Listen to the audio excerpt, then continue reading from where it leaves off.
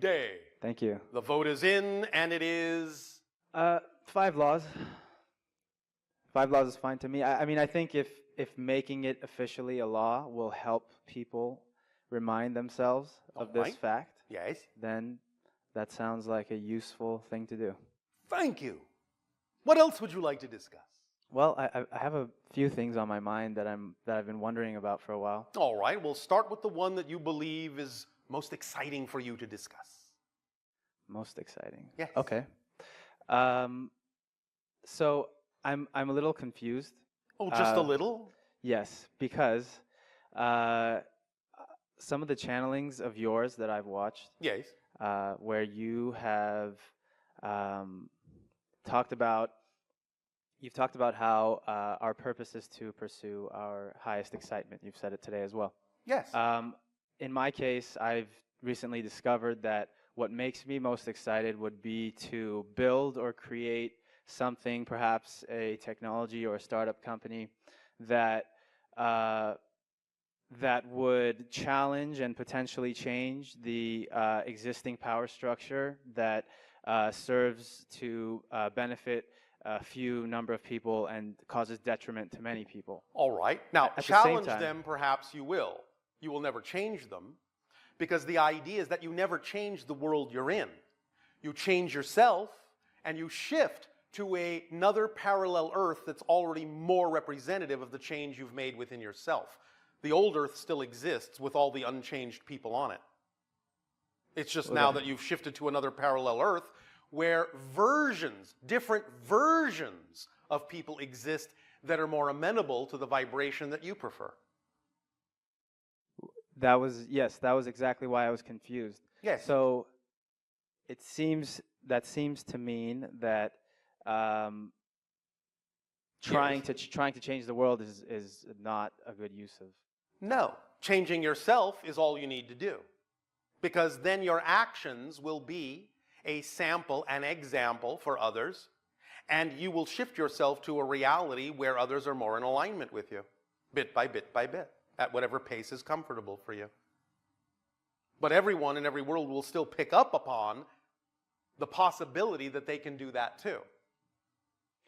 And so this idea of shifting to a different reality, are there limits to this? For example, someone who is incarcerated in prison, can they shift themselves into a reality in which they are free? Yes, of course. But that means they have to have a deep understanding of what they chose in the first place that created the reality they're in, so they can understand exactly how it is they need to change themselves in order to shift to a completely different experience. And again, remember that it may not always serve them to shift if they believe they are exploring something that benefits them by being incarcerated. Just being incarcerated as an idea in and of itself is not necessarily automatically a negative thing. It may actually serve many positive purposes based on the theme they are exploring. So you can't necessarily just assume that it's a given that they should do so, but yes, they could. Okay. Remember, it's not about whether something is possible. Anything is possible. The question is it probable or is it relevant to the theme you are exploring? Because many things are not relevant to the theme you are exploring in this life, even though they might be, quote unquote, possible. It is highly unlikely you may do certain things if they're not relevant. Okay. Does that help? That's something to digest. Oh, all right. I'm also curious about something somewhat unrelated.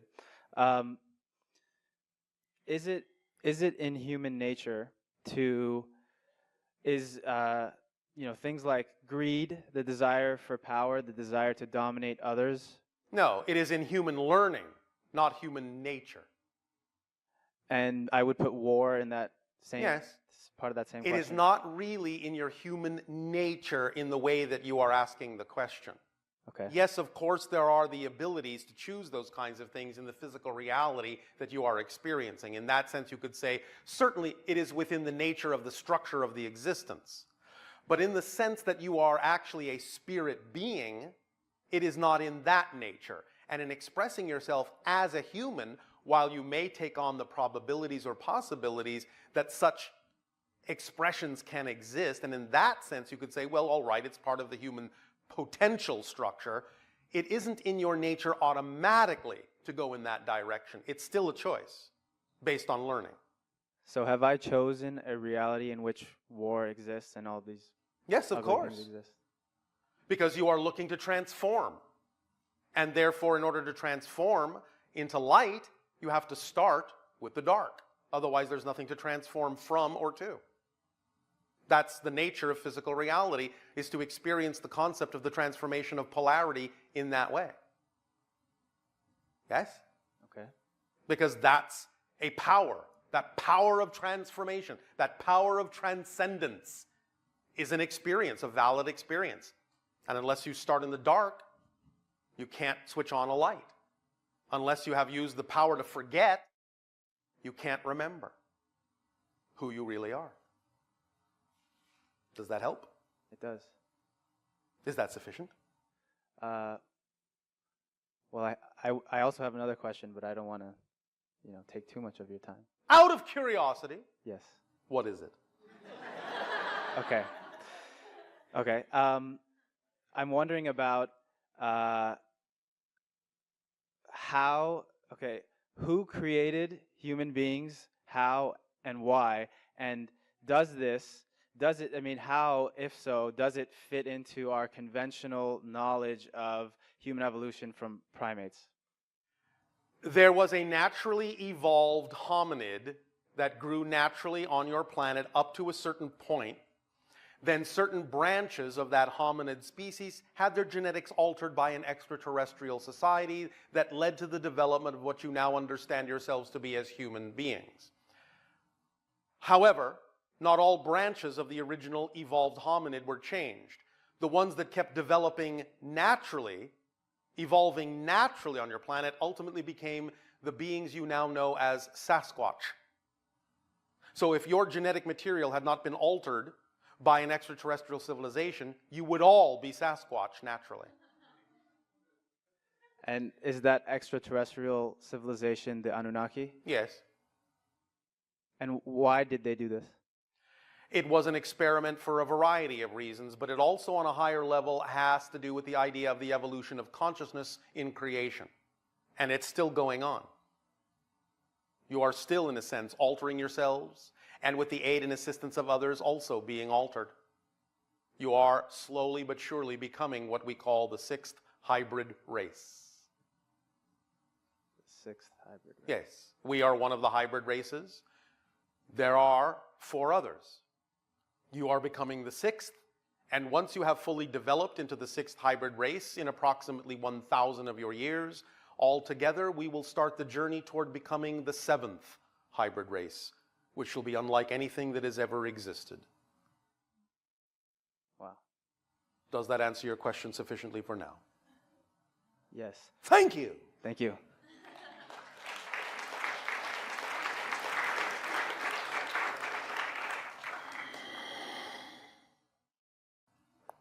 Hi, Bashar. And to you, good day.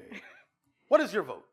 My vote is for all 5 Oh, all because right. I think it's very empowering for people to be in the present and to take responsibility for their consciousness in the present. All right, thank you very much. You're welcome. So my first question is, lately when I get into a very high inspired state, I have a lot of ideas, Yes. inspirations about Yes. certain things, and I kind of get carried away. And Carried away. yes, carried away into their world, into that parallel or whatever. Why is that not your world? It is. I enter it for a while, but then what happens is let's say I have an idea about traveling, and then I look at my bank account, and bam, I'm back in this reality. Why are you making an association between those two things? Because I start to take out my credit card to pay for the trip, and I realize I don't have the money to do it. Why do you make an association between those two things? Well, why do you think it's necessary to have money to take a trip? Well, because the trip I wanted cost money. How do you know? Because I... Have you never heard us tell the story of the photographer? Maybe I did, but maybe I need to hear it again. Briefly, a photographer had the great dream, the excitement and the passion to travel all around the world taking photographs of the great sacred sites, the pyramids, Machu Picchu, Stonehenge, all of those. Had no money, not a dime. Did not allow that to stop her, because she stayed in the vibrational state where she knew that that wasn't necessarily a requirement. She allowed herself to have an inspiration, what many people on your planet would call a crazy, wacky idea that will never work. But she didn't listen to that energy. She didn't say, oh, I absolutely must have money. I absolutely cannot travel around the world taking these photographs if I don't have money. There's just no other way. She didn't say that. She said, there must be another way, because I know there are other forms of abundance besides money. Because abundance is just the ability to do what you need to do when you need to do it, period. She knew that. Thus, then she stayed in the state that allowed her to have an inspiration, this crazy idea. I will go to the airlines and I will ask them to fly me around the world for free. Because she understood that it always requires some form of energy exchange, the inspiration continued to allow her to say, well, not only will I go to the airlines and ask them to fly me around the world for free, it won't really be in that sense for free, because what I will exchange with them will be all the glorious photographs I will take that they can also use in their brochures to attract tourists to fly their airlines. The airline said yes. Flew her all around the world for free, not only for free in exchange for those glorious photos, but actually put her up in the best hotels for free, fed her the best food for free, and actually paid her. That's the power of inspiration. When you stop making associations between things you have no business making connections to. Are you beginning to get the point? Yeah, I think I get the point. So stay with the inspiration, and then another inspiration of how will come. Because you cannot perceive what you are not the vibration of first. So if you are not the vibration of being inspired, you can never receive an idea that will allow you to act on that inspiration. You will never perceive it. It will be invisible to you. I got it. So stay inspired, and inspired action will come. Exactly. Okay, got that. Does that help you? Yeah. And remember, this isn't wishful thinking. No, I got it. It's physics. Okay. Does that help? It does. Anything else? Yes. So my mom died a little over a year ago. No, all right. And she's been I felt her hanging around quite a bit. Well, so to speak. Yeah, well, tell me about that. What do you mean, Well, so to speak? Spirit beings have a little bit bigger, broader point of view, and they always know when perhaps they need to be of assistance to you, but that doesn't mean she's hanging around with nothing else to do. Spirits have lives to live, they have things to do, but they will always respond. They will be there for you, because time and space for them is not what it is for you, and therefore they can be there when they need to be there. That doesn't mean they're hanging around. So is it only when she needs to be there? Or it seems like she's enjoying my life a little bit. Yes, when I say that, I mean they are willing and sometimes able to simply observe and enjoy what's going on in your life. I don't mean that they always have to have, in that sense, a reason that you need them to be there. They can look in, they can check in, they still love you, they're still part of your family, you're still part of theirs. But I am simply saying they also have lives. Right. They don't just hang around. Well, I found myself the other day buying some books. Yes. And being interested in these books that typically I wouldn't be. And All then right. I suddenly realized these are books my mother would have liked. Then you may have received a suggestion. Okay. All right. She's not trying to read them through me, is she? No, no, no. A spirit can simply understand instantly what's in a book. I see. Okay. Doesn't need to read them in that Okay. sense, although she may enjoy being with you while you read them. That's what I was thinking, yeah. Yes. Okay. But it's not because she needs to read the book. Okay. She's just enjoying She's my enjoying your enjoyment. experience Yeah. of reading the book. Okay, got Yes. it. Okay. Then She's sharing quality time with you. that's what I thought, yeah. Okay. So in my work, I work with a lot of people, and I work with the way they think about things. Yes. And one of the things that I was just talking to my friend at lunch about that I've come up with people is a belief that they need to think in negative ways about things, because if they think in positive ways, bad things will happen. Yes, that's a belief. So it's like a superstition that if they Yes. think like really negatively and maybe even suffer, then good things will happen to them. All right, well, whatever permission slip works for you. Right. That's basically where I get with them, and then it's kind of like, okay, is that the end of our work? Because It seems like there could be a creative way to work with that with them. There could be, and I will leave it up to your inspiration to find out what that might be. No ideas? Oh, I have tons of ideas. It's just not necessarily appropriate for us to spoil all the surprises for you. Oh, come on. Okay, anything else for me that you have? Just carte blanche? One moment.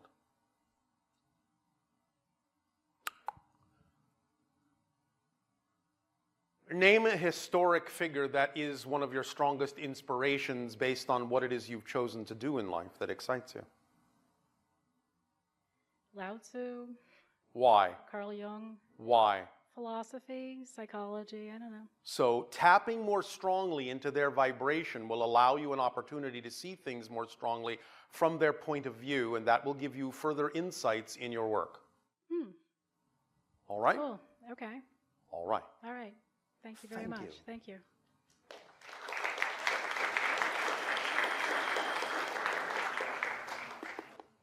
Hello, Bashar. And you good day. Cast your vote. I go for 5 because I think Do none of you have your own opinions? 5, 5, 5, 5, 5, 5, 5. I'm joking with you. I think focusing on the fact that everything exists in the now. What a synchronicity. Help moving away from being attached to the past. All right. Because there is no past to be attached to. Yes. If you understand there's no past to be attached to, it should be easy. Yes? That's correct. Then you don't have to work so hard at it, right? Yeah. All right. My work here is done. So Or maybe not. no, well, of course I have questions. Oh, of course. You know, you can make statements. You don't need questions. And the paradox is that sometimes when you make a statement, you actually open a door far wider for us than the question does. But nevertheless, if you have questions, by all means, don't let us stop you. Thank you. So for me, I'm noticing that what I want to focus on in life Yes. is 2 challenges. What is the first challenge? The first one is relationships. Yes. I feel like I haven't been able to attract. I feel like I want to be. I want to experience a relationship and experience a family. You have no relationships of any kind in your life? I had, but nothing that. You had? So you know no one. You have no friends, no family. No, I'm sorry. I meant in a romantic relationship as someone to share my life with. Oh, all right. But you are sharing your life with many people. As in a, I think you're missing my point. Why are you calling that out as different than anything else? Why are you making that stand out and making it seem so different to achieve other than the relationships you already have created? Maybe because I have a specific definition of that relationship that is different from, say, friendship or... All right. I'm not saying that there aren't relationships that are different in that context, but nevertheless, I'm asking, why are you making it stand out as being so different than attracting any kind of relationship? It might be that your definition is making it more difficult to attract because you're creating it to be such a rarefied thing. I believe that's correct. You're putting it on a pedestal. Yes. Well, hard to reach, isn't it? When it's on a pedestal. If you bring it down to earth, like any relationship, I'm not devaluing it, not invalidating it, but if you allow it to be like any relationship, generally speaking, then whatever unique aspects that relationship has for you will be easier to access. But you can't put it on a pedestal and expect to reach it. Does that make sense? Yes. This is very similar to the idea of having a particular assumption, insistence, or expectation for how something should play out. And as we have already said, the formula for following your excitement is to drop all of that assumption and insistence and expectation for what the outcome ought to be, or how it should look, or in what form it should come. So putting things on a pedestal is very similar to that expectation. And I'm noticing that I'm not only putting it on a pedestal, but I'm also becoming very picky as time goes, which Yes. you would think, I would think it would be the opposite, but so I have like this really strong. Do you not trust your life to bring you what you truly need? Do you have to engineer every detail to make sure it's right? Because becoming more picky, as you say, is the surest way to get reflections of others who are going to be just as picky about you. Remember, physical reality is a mirror. And if you become too picky, not saying you can't have preferences, but if you become judgmentally picky, then what you're going to get is a reflection of people who are also going to be picky about whether or not they want to interact with you, because that's what you're giving off. Make sense? Yes. Is this helping you relax some of your need to engineer this? And is it increasing your ability to trust that your life will unfold as it needs to, a little bit more naturally? Yes, and to some extent, when I ask myself, okay, if this never happens, Yes. will I still lead a happy and fulfilled life? That's an excellent question to ask yourself. Asking that question is the right track. And my answer to myself is yes, but I'm not sure if that's kind of like a mind kind of like type of answer, or No. that's what I truly believe. Allow yourself to believe it if you wish. You don't have to. But if you allow yourself to believe that you will still be truly happy, even if that relationship never occurs, then you'll be truly happy. And when you are truly happy, you make it far more likely that such a relationship will occur. That's the paradox. Because you don't need it in that context, in the sense of neediness, in the sense of desperation. So when you're happy because you're happy, then all the things that are capable of entering your life to reflect the happiness that you choose to have, regardless of whether they show up or not, will be more capable of showing up. Remember, manifestation is not the product of bringing something to you that you don't have. Manifestation is the product of making visible what you already have, but simply don't see it because you're not in the same wavelength. If the idea of that joyful relationship is representative of happiness, then be happy regardless of whether the relationship is there, so at least you give the relationship a greater probability of showing up to reflect the happiness that you already have, because you don't need the relationship to make you happy. Do you understand? Yes, Is this helping? absolutely. What is the second great challenge of your life? It's somewhat you touched on in your answer. You kind of like touched on it already, which All is right. So it might be the same challenge in different clothing. it's very possible. Oh, all now right. that Yes, think I about know. it. It's about financial abundance. Yes, well, we did touch on that. So yeah, Do you You wish know- to be abundant? yes, I mean, Then be abundant in all ways, not just financially.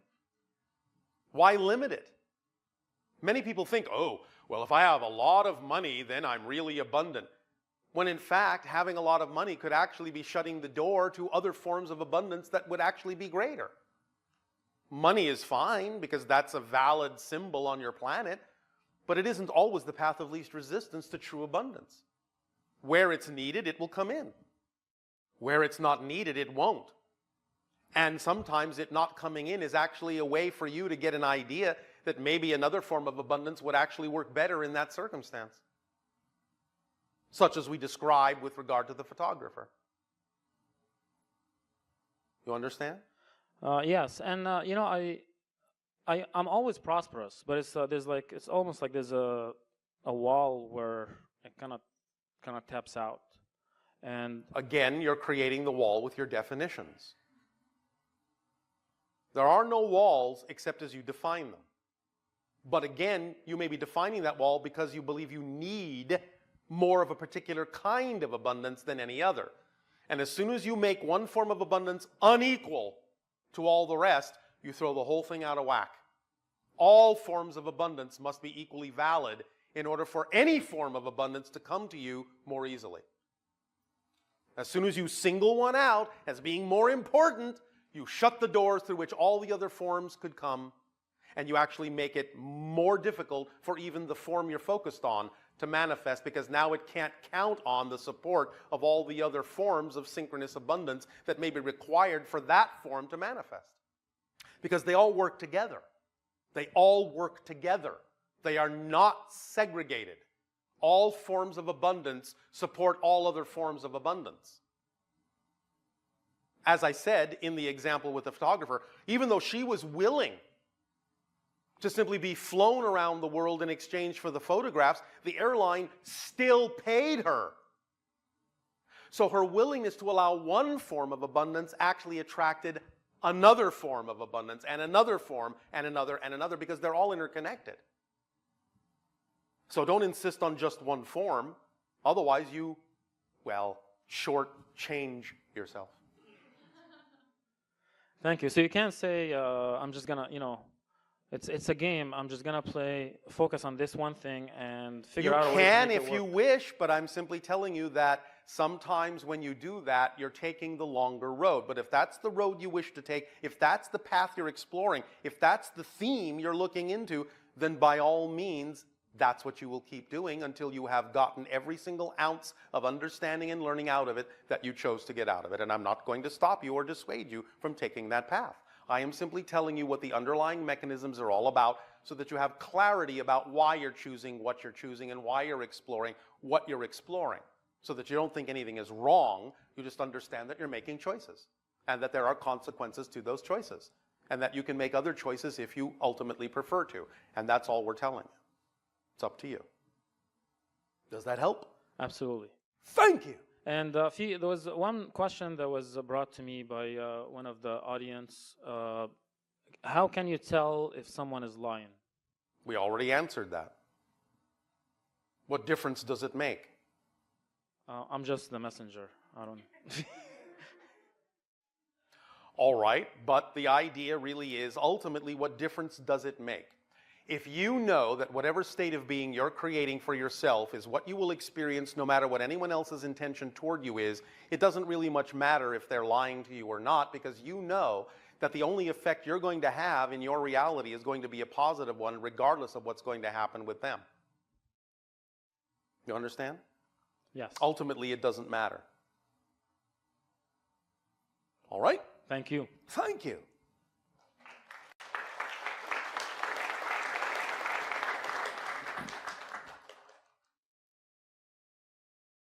Hey, Bashar. And a you good day. I think you're amazing. Why, thank you. And awful. Full of awe. Jinx. What is your vote? Oh, I thought you were going to say 1, 2, 3, 4. I was like, wow. For the 5 laws, because right. to my Because human... they are also amazing and full of awe. No. Yeah, all they right. are. Oh, all right. And because? Because to my human mind, the one being the all and the all being the one doesn't necessarily capture the essence of everything exactly. is here and now. Exactly. Even yes. though ultimately, I guess, then it does. As a subset. But what you're saying is you're voting for clarity. Yes. All right. Thank you. So one of my questions is, like, the one is the all is the one. The one is pretending to be you, pretending to be me. No, not pretending. It is you. Right. In an illusionary sense, creating so to speak, my physical. But a real experience. Oh, for sure. All right. So how does that exactly relate to everything is here and now and the fact that time is an illusion? How does it relate? I mean, not how does it relate, but what on the side where we're all one, what do we experience time as? You don't experience it. Okay. Everything is one. Everything is now. Everything is here. All right. So pretty self-explanatory. Yes. Does that help you? Yeah, it does. All right. My other question is just, it's not really a question, but it's like, can you do that thing where you go one moment, and then tell me about myself? All right. One moment. One moment. Tell me about myself.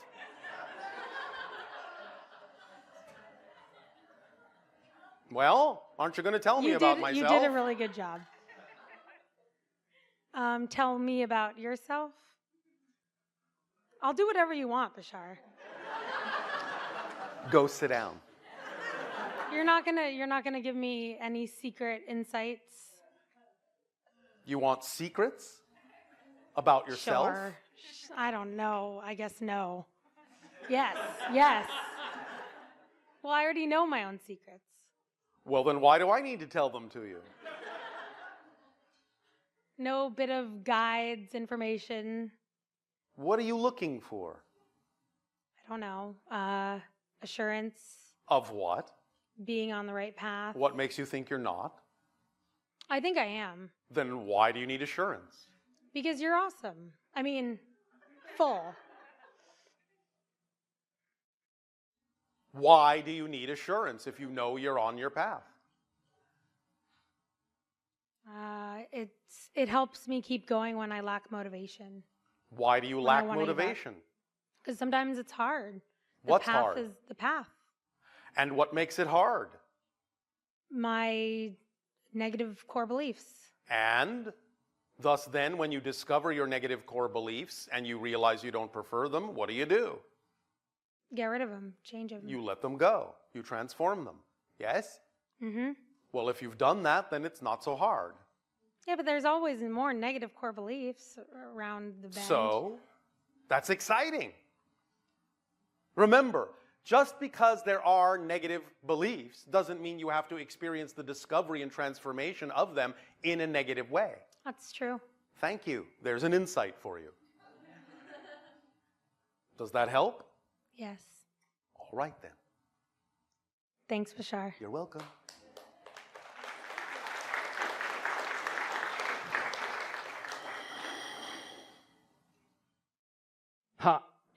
To Bashar. Atu. All right, so let me start here. How many are listening at this moment? Like, how many beings are aware of this? 475 million. Wow. And so, and also your name changed from Isasani to Eshakani? Shakani. Okay, so Our from world. now on you are Shakani people. We are moving into fifth density and are Shakani people, yes. Very interesting. And how do we relate to one another in each other's realities? Like, since I got here, I have shifted to a reality based on my beliefs, and everyone else have done that way, right? You are all shifting all the time, but obviously there are certain similarities you agree to experience in your own individual realities that make it seem like a collectively shared reality. Can you elaborate a little bit on that? And Can you what? elaborate? Elaborate? Yeah. You all have the idea of a collective agreement when you decide to play the Earth game. You create that collective agreement so that you won't have to think about certain things all the time, like gravity and breathing and so on and so forth. The idea, therefore, is that you can focus on what you need to focus on with regard to your individual transformations without necessarily being concerned about paying attention to always maintaining the similarities with all the others to play the same game. You understand? Not at the moment. No. Yeah, but I'm definitely going to. It's like, as we explained before, the idea of playing a game of chess.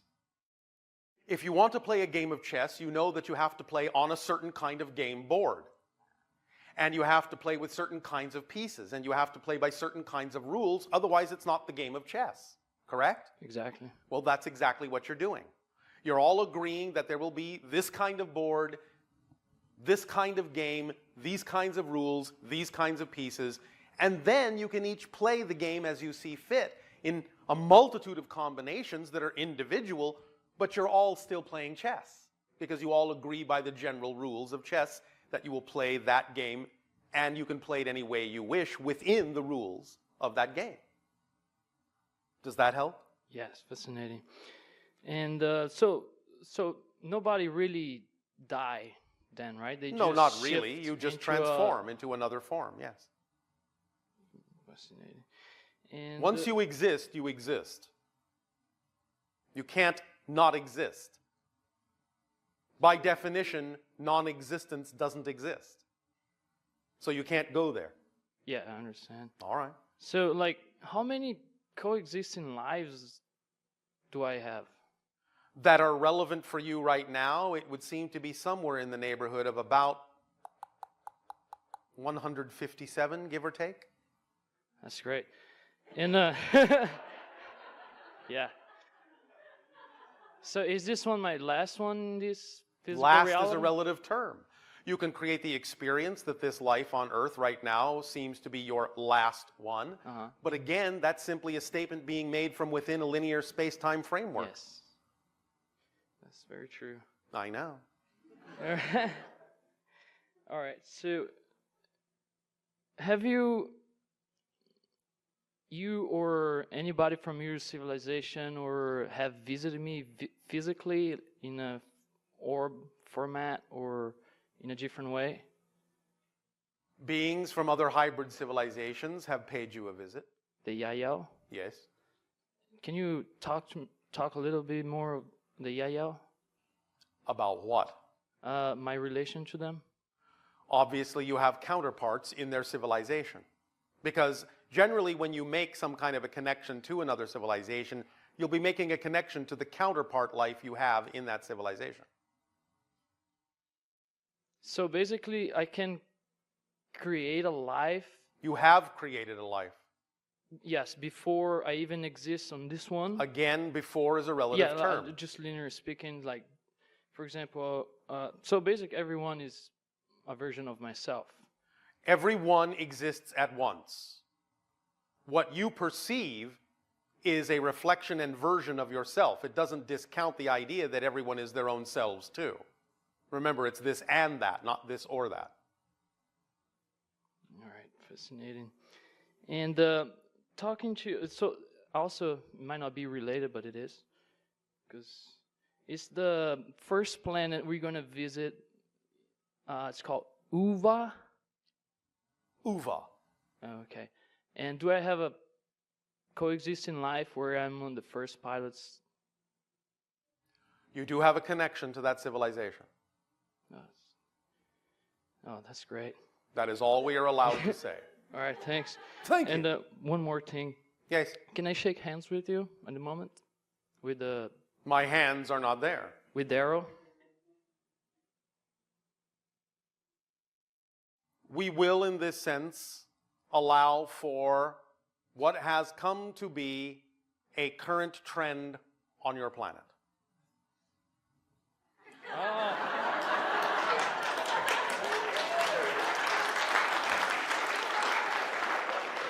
That's how I like it too. Thank you. Thank you, Bashar. I love you. That is also a form of contact. Hello, Bashar. And to you, good day. Thank you. And the vote is in as 5 laws. why? Because a change in belief, this is a core fundamental belief that changes everything.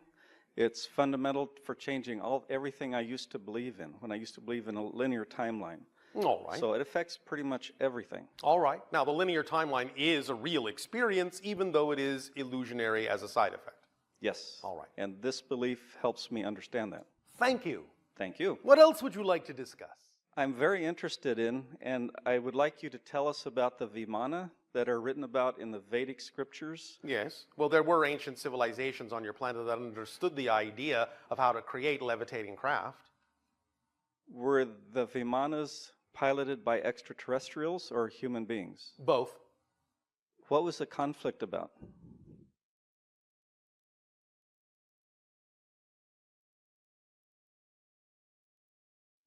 One moment. We will see if we can translate this into your cultural understanding.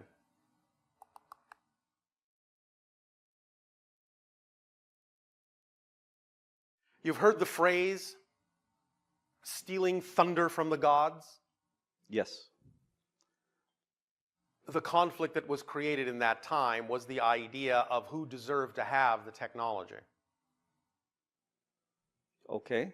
Do you understand? Yes. Thus, some of the technology was stolen and utilized, and there were repercussions. Which races, extraterrestrial and human, were involved in this conflict?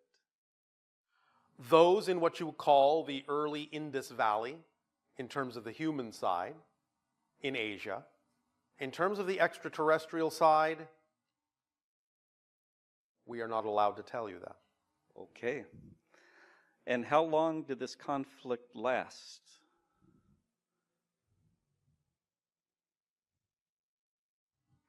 In your terms of time, there were different phases, but overall, approximately 72 of your years.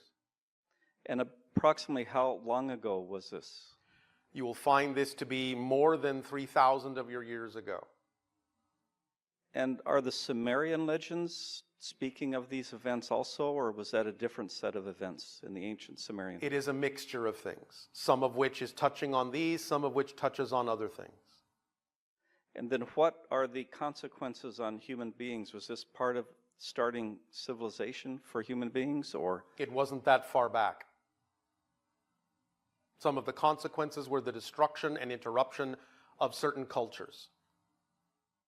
So are there repercussions now in the way we deal with conflicts and wars because of this, or have we resolved all the issues? Again, there is no such thing as the idea of the past affecting the present unless you believe that there is, but certainly it is in the overall mixture of what you are exploring as the concept of how you wish to relate to the concept of technology with regard to power, with regard to space, with regard to your culture, with regard to your responsibilities to the cosmos, so on and so forth, with regard to your relationship to creation. All these same, shall we say, issues are at hand as they were then, and you seem to be going in a similar but then slightly different direction this time, I'll say. Okay. Does that help? Yes. And are these people in the Indus Valley, are they related in any way to the Lemurians? Not as directly as you might think, but there are some ancient offshoots that are intermixed genetically in with that culture. But not as much as you necessarily would think directly. Okay. Does that help you? Very much. Thank you. Thank you.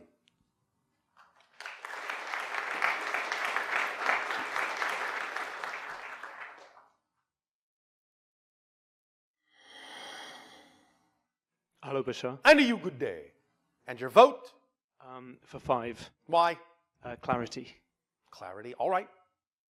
I was up a mountain in Sonoma 3 nights ago, and I saw what I believed was a spacecraft, and I wondered whether you might be able to shed some light on who I was looking at or who was looking at me. Define The spacecraft. I saw a point of light that then expanded to become a big glowing white light, which then started moving across the sky, and then the light turned off, and it was a sort of grey sphere that disappeared. These are called observers. They are a neutral binding force between a variety of cultures. They check in and see what certain cultures, spacefaring cultures, are doing and how they are interacting with planetary bound cultures. Assessing, observing, recommending, and suggesting courses of action in future interactions and contact and observations. Does that make sense to you in your language? Yes. I had a second question, which is, I've been experimenting with a South American brew called ayahuasca. Yes. And whenever I've taken ayahuasca, it seems to me that it's sort of gateway. It can be. There are many natural substances produced by the earth that will allow for the opening of doors and windows into other dimensional realms and perceptions of such. The idea, of course, to remember is that these are teachers, and that once they have truly taught you the idea of the vibrational state that is necessary to peer into those other dimensions and bring information back to apply to your reality, then you can create those states yourself without necessarily needing the physical teacher from that point forward. I see. So when people talk about ayahuasca as having a spirit, they treat it as if it's got an intelligence of its own. Of course it does. Everything has an intelligence of its own because everything is made from consciousness. Because I've noticed that people tend to, practitioners who work with ayahuasca have sort of almost like turned it into a kind of deity. And well, in the sense that it is an archetypal form, an archetypal representation of consciousness that exists in its own realm, I suppose you could use that term, but it is not the teacher's intention to be deified. okay, Do you understand? yes, Does this help you? yes. Thank you. Thanks very much.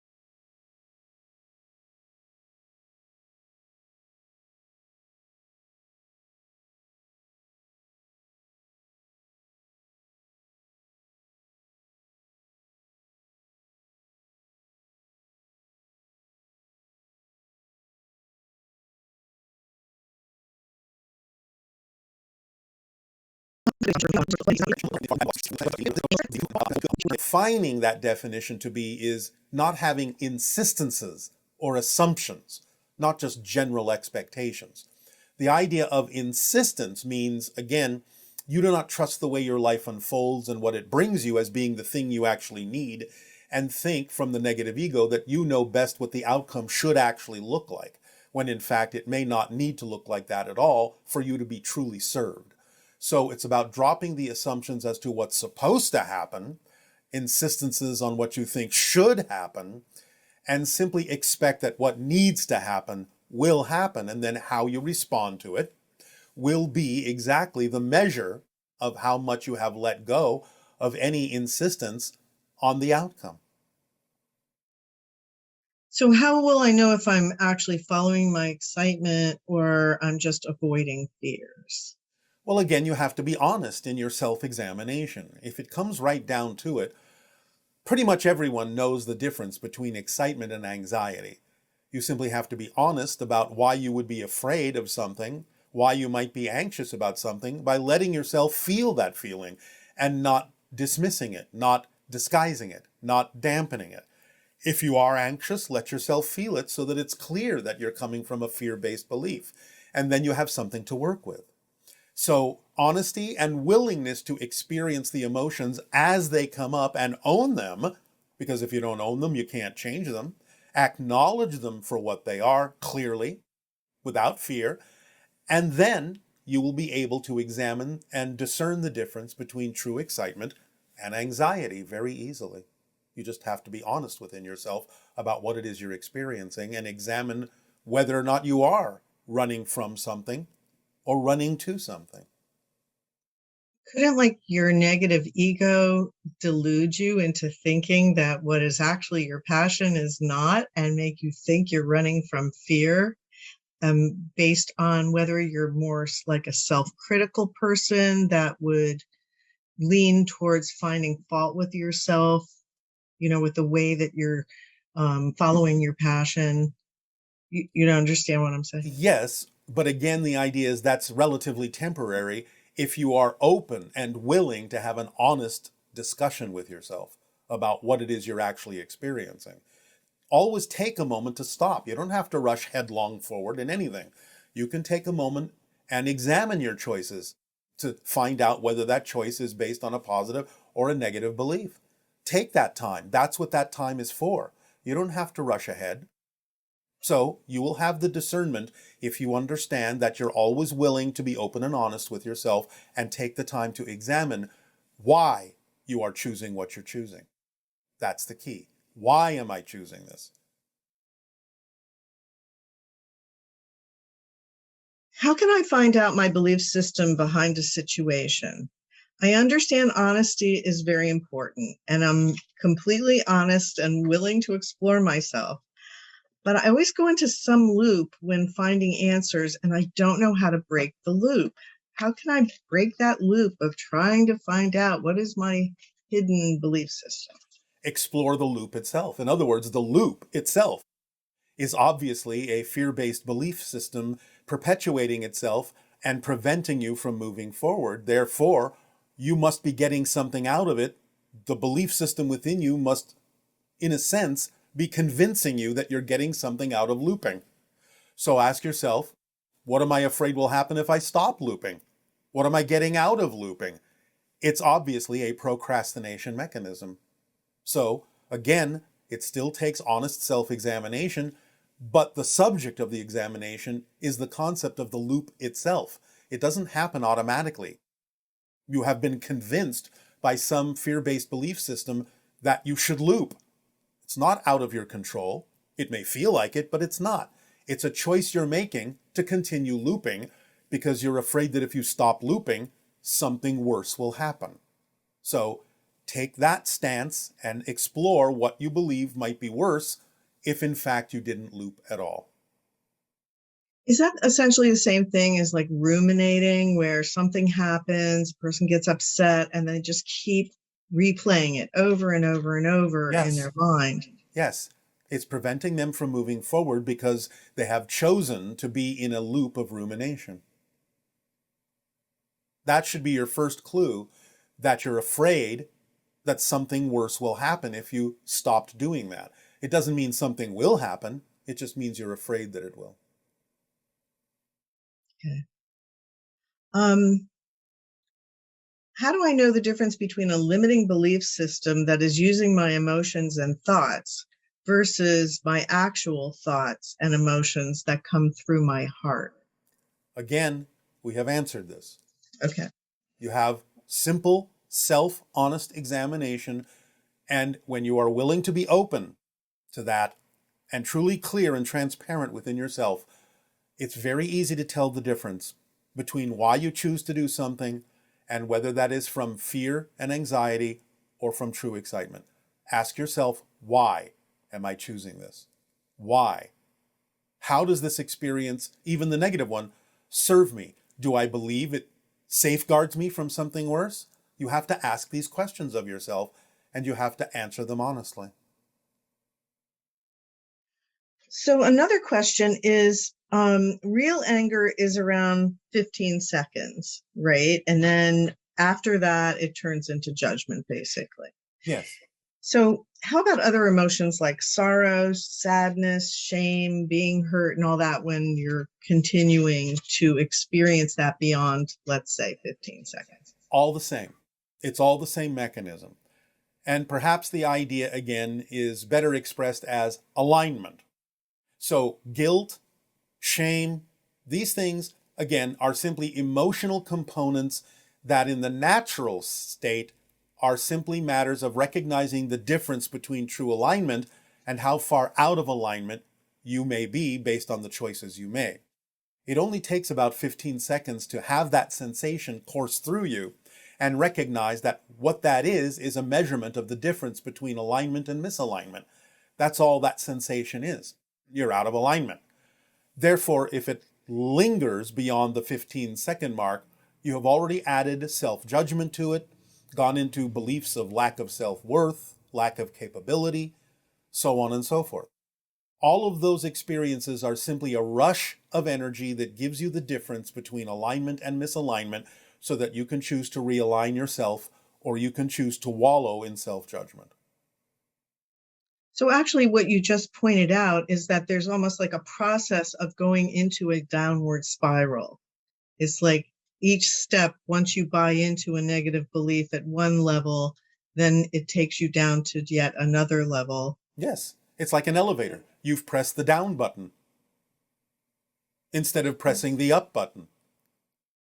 But in terms of something like grieving, that would be a little different in terms of not...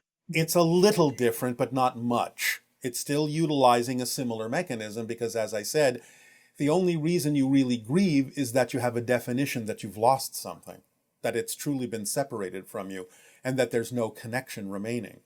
If you change that definition, you would experience something quite different. So it may be slightly different as an expression, but it still utilizes the same mechanism. The definitions are creating a misalignment with what is true. And so in the future, when we have stronger connection to those that have passed over, will we be able to just talk to them in our heads as if they're standing there, or will it be something where we do it through a device? It can be any number of mechanisms. Ultimately, it can simply be you're talking to them because you can see and hear them, because you're matching a frequency that they exist on in their particular realm. So then the only other barrier perhaps would be the idea that you cannot physically touch the person, or you don't... Even that is not necessarily true. As we exist in our civilization as what we are terming quasi-physical beings, means we have traits of both physical and non-physical reality. Spirits can touch us and we can touch them. Wow. It's a matter of realigning your frequency. So you mean we could actually get to the point where, for example, the person who lost their daughter would actually be able to feel that they're in a one-on-one communication, talking, and being able to hug? Or yes, if you look at your literature about the idea of what you call ghosts, you will find that there are many references to beings that seem so solid, people on your planet don't even know they're looking at a spirit. So it depends on the reasons for that, and we're not going to go into that at the moment. But clearly, in your literature and in your accounting of such meetings, you do have a listing of experiences where people couldn't even tell that they were speaking to a ghost. And that would just change our whole process. Once we get to that point, grieving will be unnecessary, I suppose. Yes, but of course, it's really backwards. Once you change to that point, grieving will be unnecessary. I see. According to our scientists, the Earth's core is iron nickel sphere. So does that mean that Earthlings have an iron heart? And in your opinion, what is the strangest material you've discovered at the core of a planet in our physical universe? And what did it mean for the life forms there? The idea, of course, is that you do have iron in your blood, and your blood passes through your heart. In that sense, you could say, yes, you have an iron heart, energetically speaking. The most interesting substance we have found at the core of a physical planet is neutronium.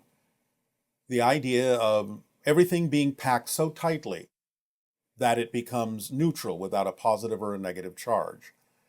The life forms that are connected to that particular world are unlike anything that you might understand and exist on a level of quantum fluctuations.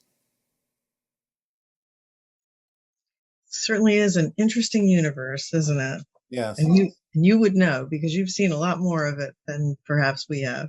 I've seen a little more than you have, but I have seen nothing but a fraction of what exists. Wow. And is Earth just an amazingly unique planet in terms of all the animals and life that's here? I mean, how do you all view that? Everything is unique. Yes. You are differently unique, yes, than any other world. There are worlds that are somewhat similar to yours. You are similar to them. But again, not identical. Unless you're looking at the idea of parallel realities in which another Earth may be so similar that you can't tell the difference. It might be only different literally by one subatomic particle. Still a different universe. So there can be those that look almost identical where you cannot tell the difference, and there are those that are so radically different you wouldn't even know that it's still considered to be Earth. You've said on several occasions that everything is made out of love. If that's true, does that mean that even the greatest criminals and sadists are made out of love? And how can love produce such hatred, cruelty, and oppression? Please Because explain love, how true love, is unconditional, remember? That is the essential vibration of existence. You simply translate that as unconditional love in your language. But the key word is unconditional. Therefore, it's simply a matter of everything being made out of that vibration, harmonizing with that vibration, but because you are experiencing yourself as an individuated consciousness in physical reality that can be built upon filters and belief systems, you don't necessarily experience it that way because you don't necessarily know how to align with it because you haven't been taught how to do so. So even the idea of someone you would consider to be a criminal may be acting, quote unquote, out of love in their true intention, but they may have no way of understanding how to actually express that in an aligned and harmonious way because they don't have the tools. They haven't been taught how to do that. So their actions, to the best of their ability, may be being done out of a distorted sense of love or self-love. But again, it's not necessarily a holistic expression, a unifying and harmonizing expression of the idea of the basic, fundamental, unconditional vibration of existence itself. Because you have the freedom to choose, because things are unconditional, how to express the idea of the love of which you're made, of the vibrational existence of which you are made. And the idea of bringing heaven to earth.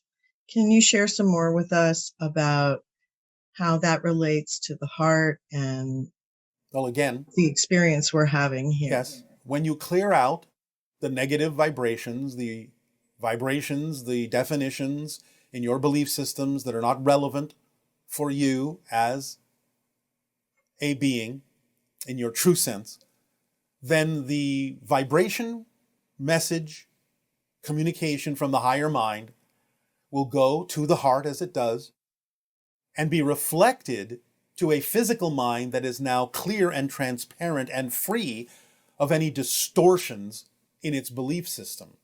And by doing that, you radiate then to all parts of your body and outward through your electromagnetic aura that vibration of purity and alignment and clarity that comes more directly from the higher mind to the heart to now a physical mind that is a transmitter in a pure sense. Thus then that can, by example, allow others to sense that vibration, and if they so choose, start to match that vibration because now they're being given an opportunity to do so.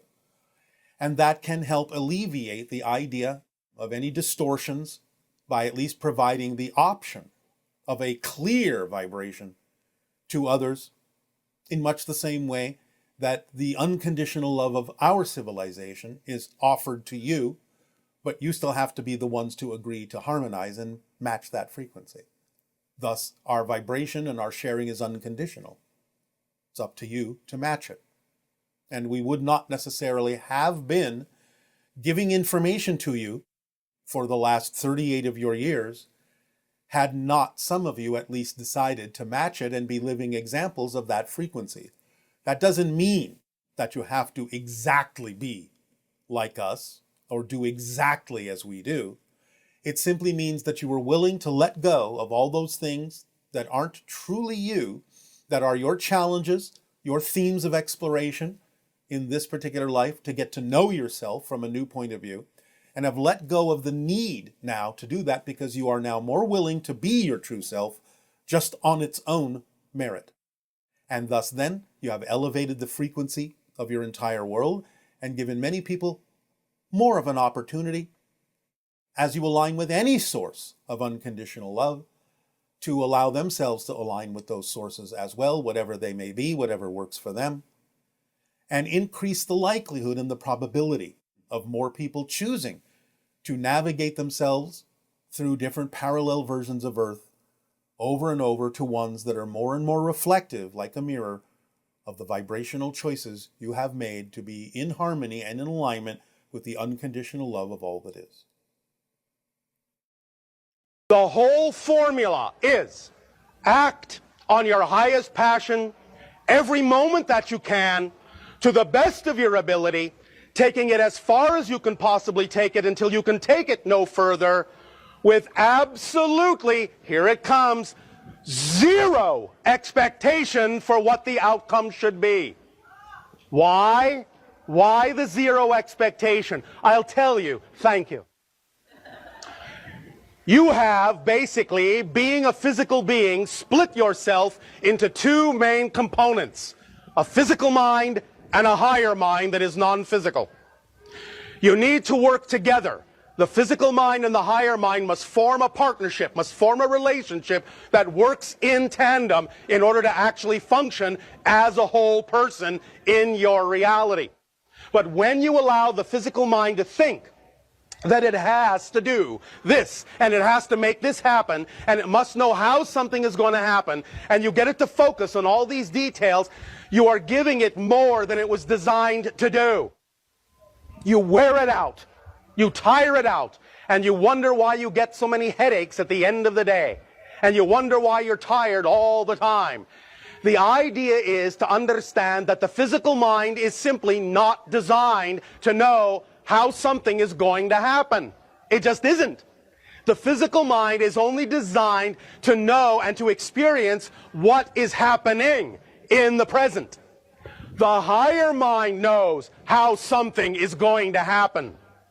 When you allow the higher mind thus then to know that and to work with you, the higher mind will know how to bring the manifestation to the physical mind for the physical mind to experience. So here is how the idea, for example, of visualization actually works. The physical mind is capable of conjuring a visualization of your ideal preferred reality. And when you see that visualization in your mind's eye, you get very excited about that manifestation, about experiencing that reality. And the excitement is good, is exactly what you need. But the purpose of that visualization is to generate that feeling, that state of being of passion, of excitement. The purpose of the visualization is not necessarily to come into manifestation as your physical mind has envisioned it. Because your physical mind, what it may think is the most ultimate representation of that reality. What it may think is the absolute top. What it may think is the absolute ceiling. To the higher mind is just the floor, just the beginning of what could manifest. And if you simply stay in the state that the visualization generates within you and then let go of the actual imagery and hand that energy over to your higher mind will actually then bring you the manifestation that is actually representative of that passion state, even though it may look nothing like you imagined. It might, but it might not. So the idea is to use the energy state to work with the higher mind and allow the higher mind to bring you what it knows you really need that is truly representative of that energy state, so that you can be open and willing to accept that no matter what manifests, it is all part and parcel, all a representation of your joy, and never will be defined or labeled as an interruption in it or an obstacle in it or a stopping of that joy. Because your physical reality, as we said, is only a mirror. And whatever you define it to be, whatever you believe is most true, is what you get. So it's very important to pay attention to those beliefs and those definitions, for it is those and only those that create your physical reality experience. Because nothing in physical reality has built-in meaning. Nothing has automatic meaning. Everything is fundamentally without built-in meaning. The greatest gift, and I know this sounds strange in your language, the greatest gift creation has given to all of you is that life is fundamentally meaningless. That means it has no built-in meaning. What that also means is you were designed to give it the meaning you prefer to give it, and the meaning you give it will utterly determine how you experience it, no matter how the situation looks. Because every situation is neutral and can serve double duty and can allow you to experience a positive or a negative effect in your life. It isn't how the situation looks that makes the difference. It's how you respond to the situation that makes the difference in terms of the effect that you experience. So let go of the idea that the outer world needs to change in order for you to know that you have changed. Just make the change within yourself, know that you have changed, behave as if you have changed, and then you will prove to creation that you have changed, because you will be responding differently to the outer reflection, even if the outer reflection stays the same. That's how it works. Does that make sense to you all?